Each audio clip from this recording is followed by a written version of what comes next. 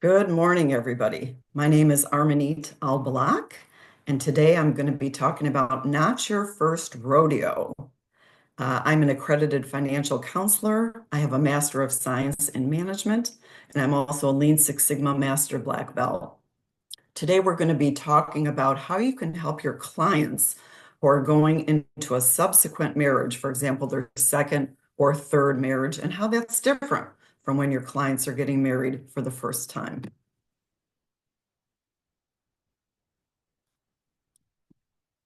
So why am I qualified to teach you about this topic? In addition to the education, I happen to have personal experience in this area. So originally, I was married to my first husband for 17 years. At the end of that, we decided to get divorced. For a period of time, I was single. And then I did get remarried to my second husband, and we were married for 10 years. So I happen to have a lot of personal experience in this area, which I'll bring to the learning that we're doing today.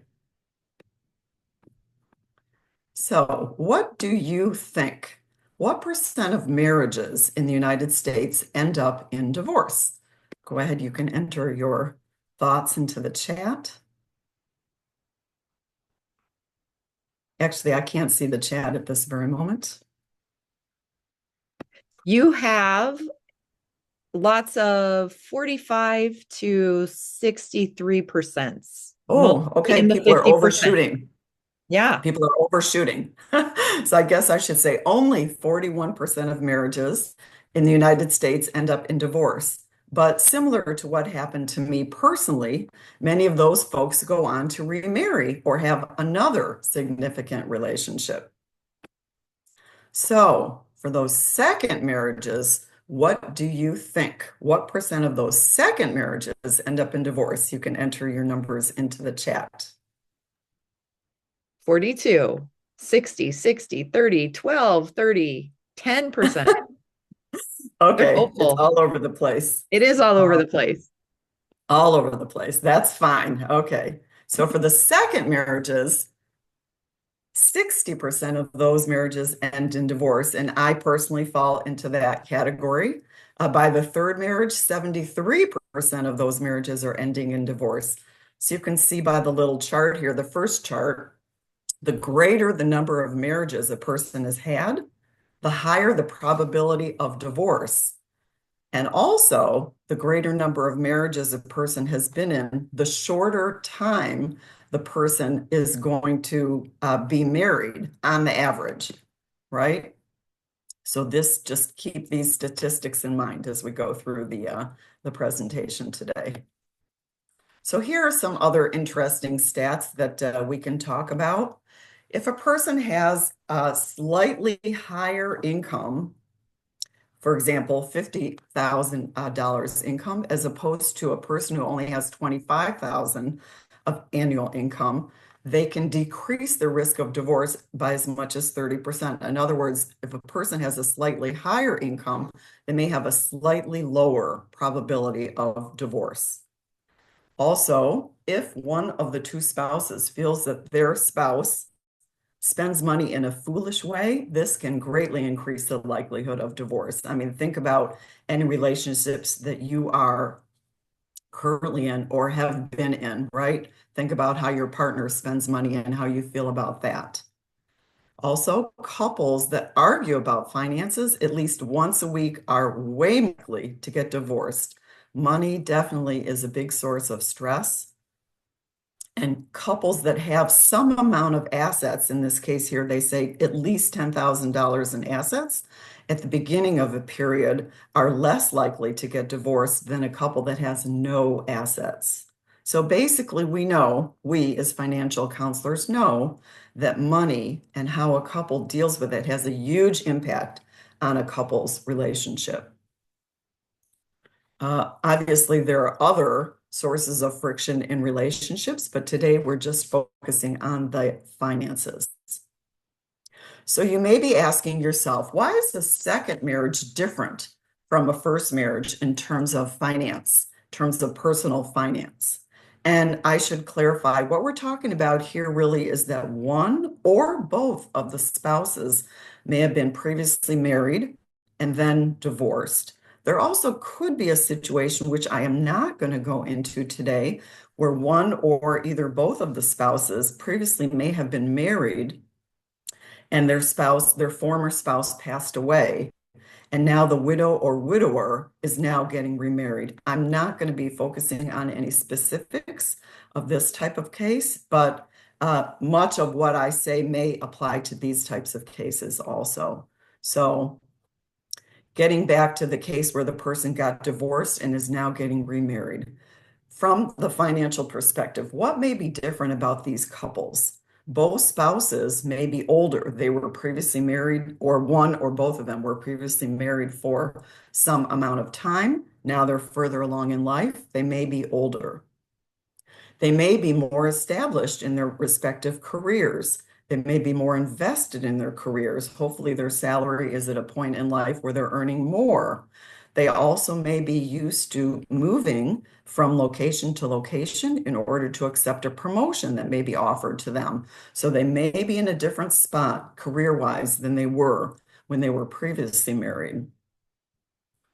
Also, there may be some children for one or both of the spouses, and they could be living with the new couple or not living with the new couple, depending on arrangements. Just to point out, the new couple may have some children of their own, and that gives another dynamic to the whole relationship. There could be possible spousal support or child support obligations to the previous spouse if the children from that marriage are still minors and under the obligations of the divorce decree and the child support arrangements. One spouse in the new marriage may be adopting the other spouse's children, which brings a whole new set of things to consider financially. At this point in their life, there may be more assets owned by one or the other parties. They may not come into the marriage with equal amounts of assets. Um, Also, another thing to consider would be rising healthcare costs or out-of-pocket medical or dental expenses, which occur as we get older. Or for your clients, maybe none of the above occur. Every case is going to be different. So much financial baggage is being brought into the new relationship. And these are topics that you, as counselors, may want to bring up to discuss with your clients that are either getting remarried or are newly remarried. So here we'll go into some of those. One or the other of the spouses may have debt or other financial obligations that are being brought into the new marriage, which, regardless of how the couple treats their finances, will have some impact on the new marriage's financial situation. There may be other financial commitments that were made previous to the new marriage, such as child support, alimony to previous spouses, or college expenses that either the children are let's say that the college-age children are expecting one of their parents to pay for, or maybe the parent just out of the goodness of their heart wants to pay for their children's college expenses, or there could be some legal obligation that obliges them to pay for the college expenses, and this could have an impact on the new marriage. Also, there are many family norms that your clients may or may not be thinking about that their family is used to having, such as sending their kids to summer camp, which could be very expensive depending on the camp, the amount of time and the location that the kids are used to going to, or vacations, for example, to Disney or cruises that a family is used to taking every year. And any of these expenses or norms that the previous family was used to, even if the spouse was divorced and single for a while, the family unit may be used to spending money in a certain way that would be good to be aware of and have discussions on. Also, expectations of children, we should say older adult children that are older than age 18, they could be living with one of the parents. And now that parent, your client, is getting remarried. So what happens to that child and what types of expectations are there in the new couple of that over 18-year-old adult child? There could be financial expectations of covering that adult offspring, such as that person, the adult offspring, may need to help out the couple with rent, pay for their cell phone, car payments, health insurance. There's many different expectations and arrangements that could be the norm by the adult children and or by the your clients, the adults, parents of these kids. For example, I know many friends of mine pay for their kids' cell phones. They just add them onto the bill. They have a family plan and they continue paying for their kids' cell phones well into their 30s. So these are types of, we'll say, financial baggage that's being brought into the new relationship and needs to be discussed. One or the other spouses could have some business debt, credit card debt, student loan debt that many folks have. And even though the debt may remain on their name as an individual, it will still have some impact on the new couple's financial situation. Spending habits of both spouses, and hopefully they've gotten to know each other while they dated. So this wouldn't be a surprise, but it could be that one of the two spouses is used to going to Whole Foods and buying whatever their heart desires on the expensive shelves, and the other spouse is used to going to Aldi using coupons or only buying food that's on sale. And these are things that are brought into the new marriage and need to be recognized. One or the other of the spouses could have gambling or other addictions or habits that would impact the couple financially. Also, there may be some legal bills, let's say, left over from the divorce, legal expenses that are still being paid for, or there could be ongoing litigation from the previous marriage that's racking up new financial commitments for one or both of the spouses. So that could be something that could have a large impact on the new couple's finances. And also, in general, as people get older, they may be taking care of their parents. So a lot of financial baggage is coming forward into the new relationship. In this next section here, I'm going to talk about a few options for managing finances. And these would be good if you could help your clients have a discussion on these and or reach some sort of agreement prior to the marriage, or at least early in. That would be excellent value that you would be providing to your clients. Four possible options that I can think of are having joint everything, having separate everything, having most of the finances separate, except for a few small categories, or some other arrangement. So now I'll go into some detail on these options. Option one, joint finances. So in this case, the couple would share everything. All of their finances would be, in the legal term, commingled with each other. The bills, the household bills, the credit cards, the checking accounts, any savings, everything would be held jointly, including any property and the mortgage for that property. Total commingling of funds. And this could work out great for some couples. Obviously, there's advantages and disadvantages to all of these options that I'm going to be discussing today. But this would be one option for your clients to manage their ongoing finances. Option two would be to keep all of their finances separate with no commingling of assets or debts, I should say, as much as possible. There would be no joint accounts. In this case, there would need to be some really good open discussion between the couple regarding who would be paying which bills, especially because we assume a married couple most likely would be living together and sharing a household. So it needs to be decided who's paying for the different household bills, who's paying for the car expenses, who's paying for the children, yours, mine, and or ours have lots of expenses. Who's paying for daycare? Who's paying for vacations? All these things would need to be discussed. When a couple such as this goes out to dinner, who's picking up the bill? How is it handled? Do they each pay for half of their dinner when they go out to dinner together?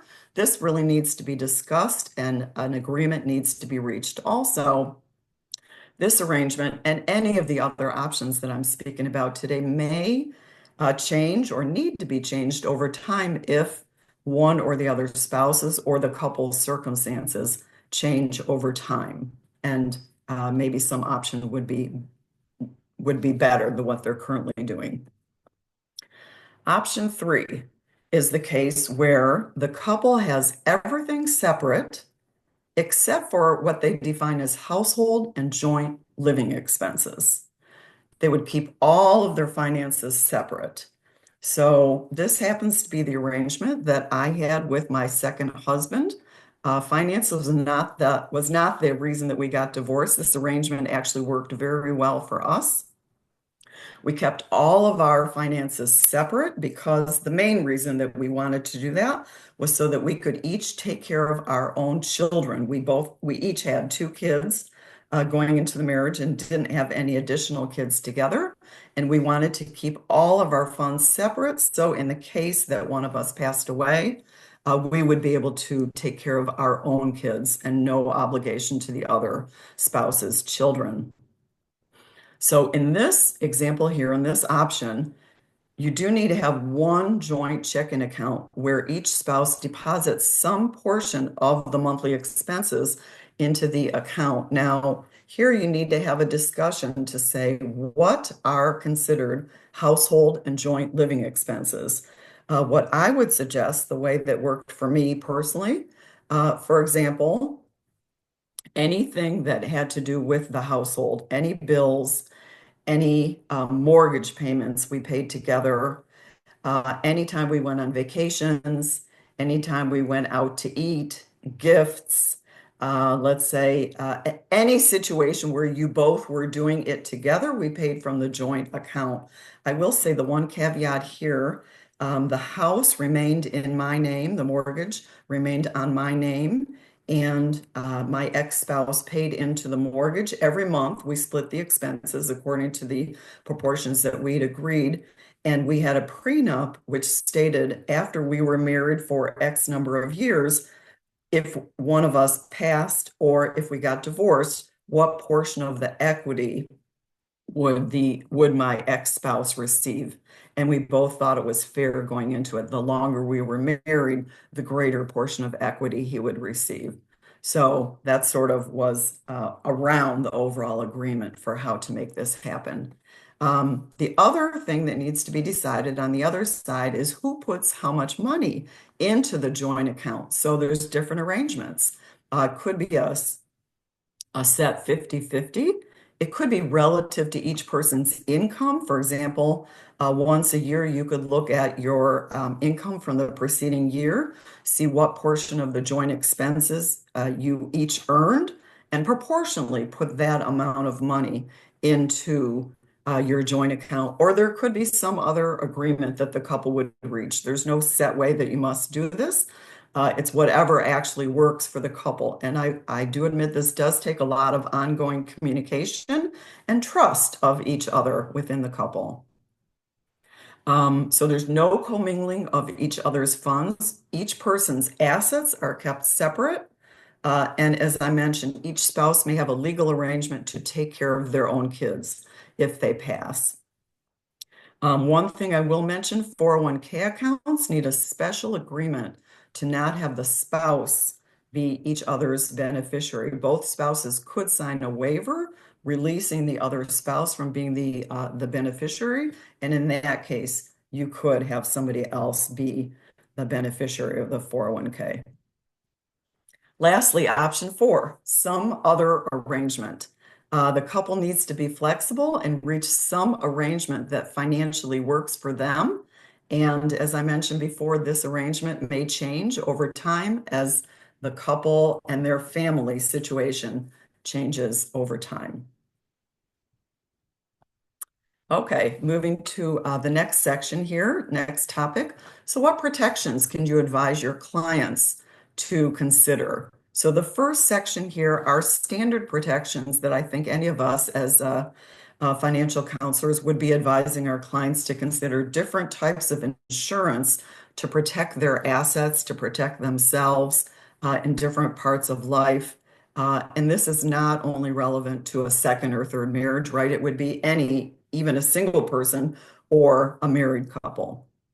And then in the bottom, I list some other types of financial protections that you may want to think about regarding that next marriage. So, as I mentioned previously, the couple may want to have a prenup, or in the case where they didn't have a prenup, they may want to decide that they want to have a postnup, which is a legal agreement that defines what happens to their assets. Um, if in the case where they either get divorced or die.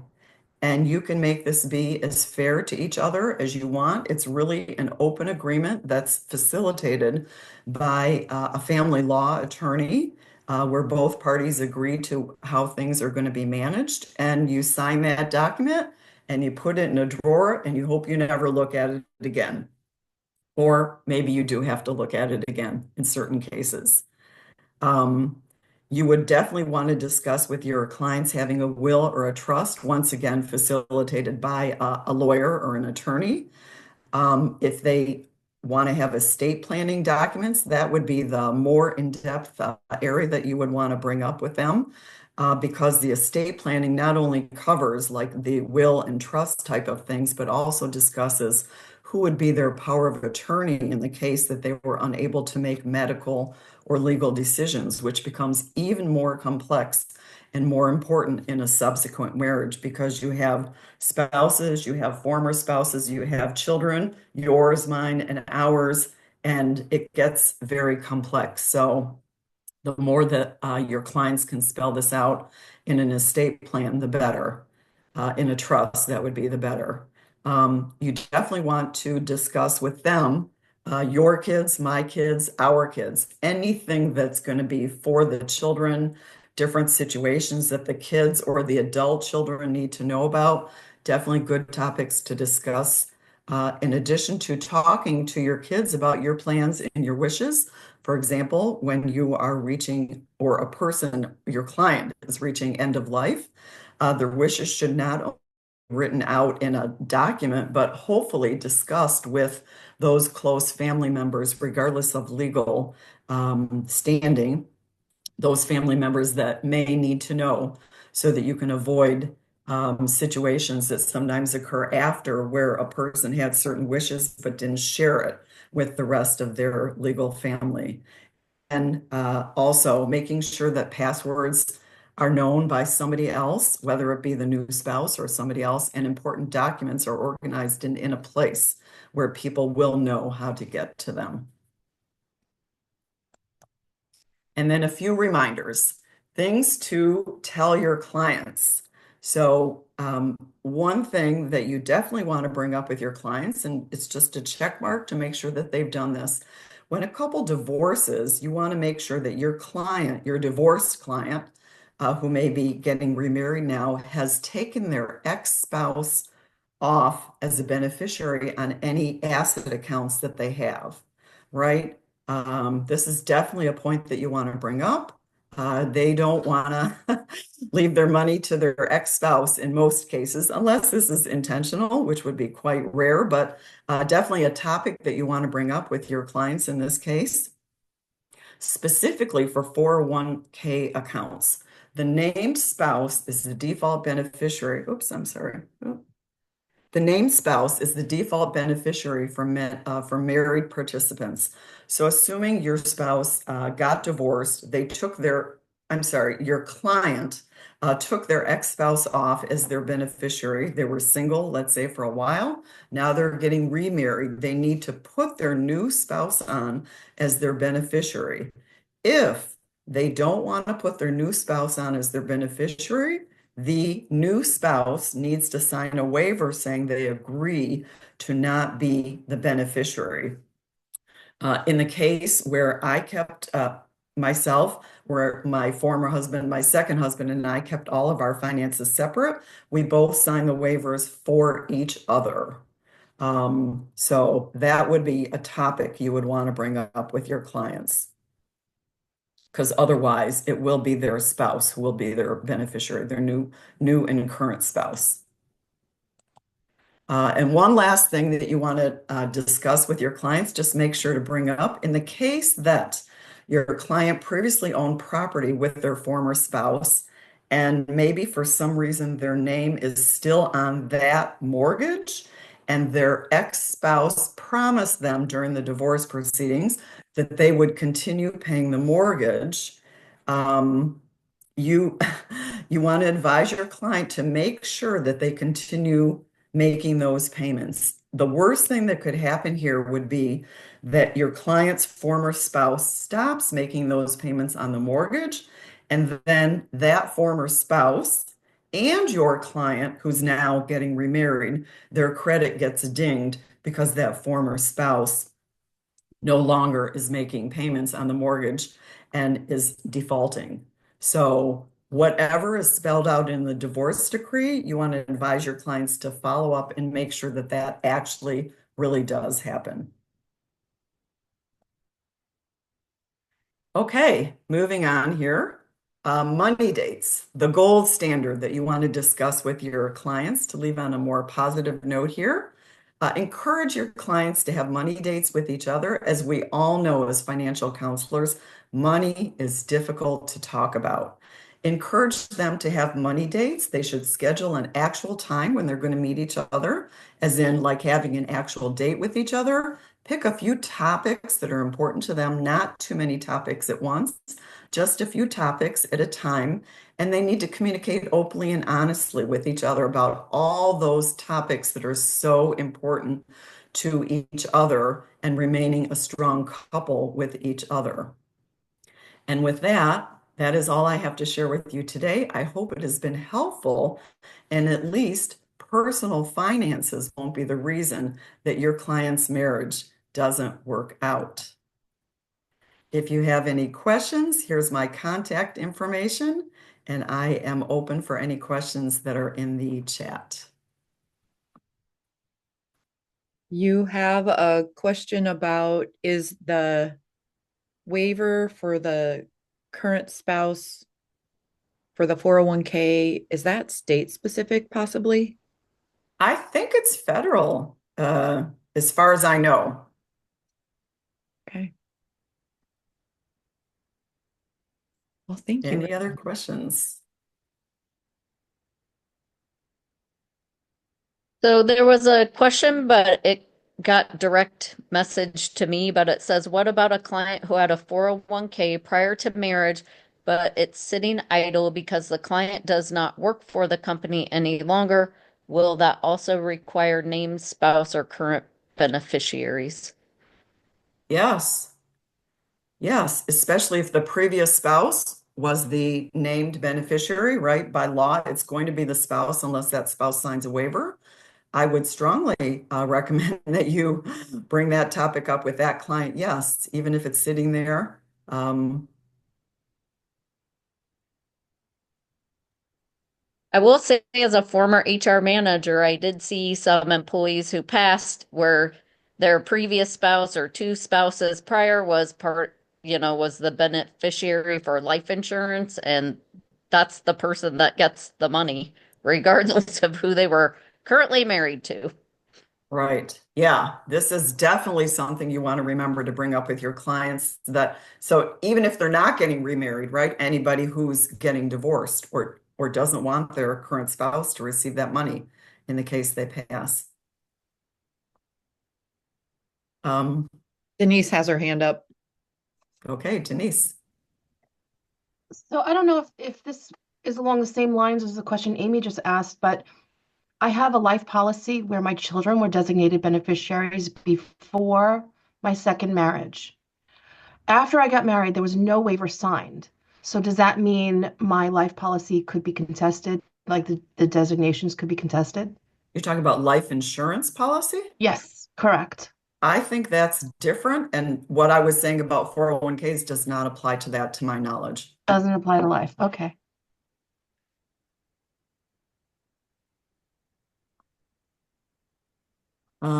Let's see here.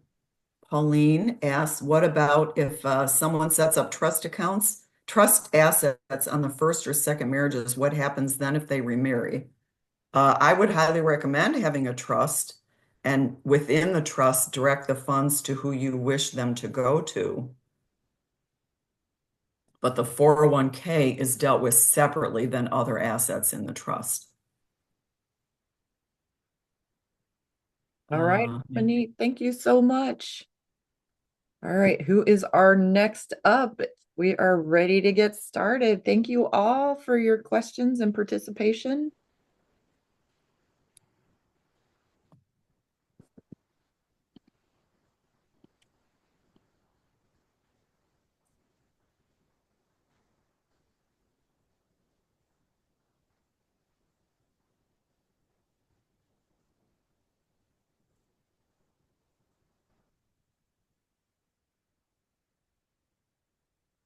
Is my chat in the way? Can you see my screen? Your chat is not in the way. Okay. Okay, you tell me when we're ready to go.